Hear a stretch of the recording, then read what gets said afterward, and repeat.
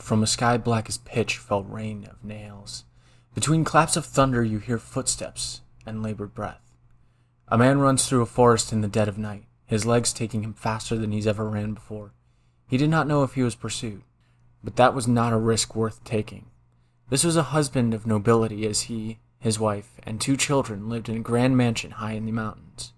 The family had lived comfortable on top of their stony seat on the mountain tops, surrounded by thick forests looking out over a valley, and a quiet town at the bottom.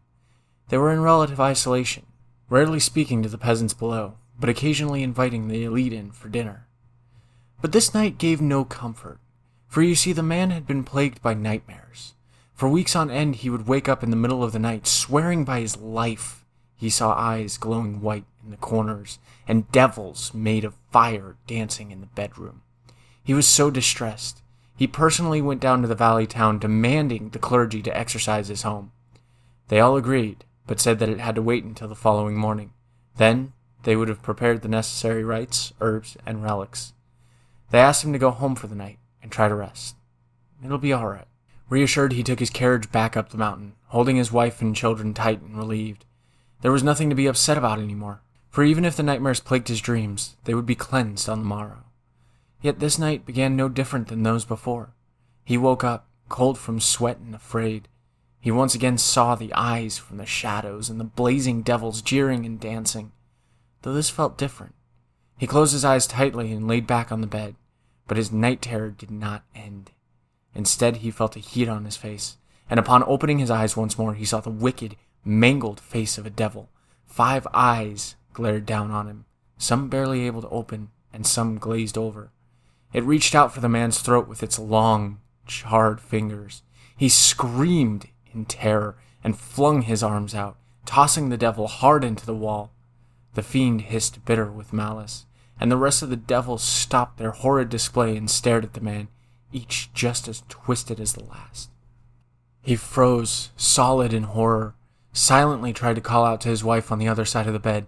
Slowly, he turned to face her, but across the silken bed laid only eyes in darkness, engulfing the silhouette of his beloved.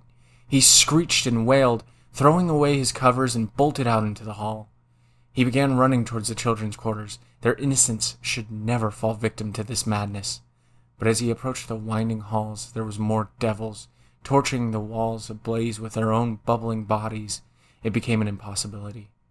His own life might now be the only one left in this prism of fiery delirium. He found a still untouched stairwell, of which he could reach the 2nd story, and once down he barreled through a window, desperate to escape.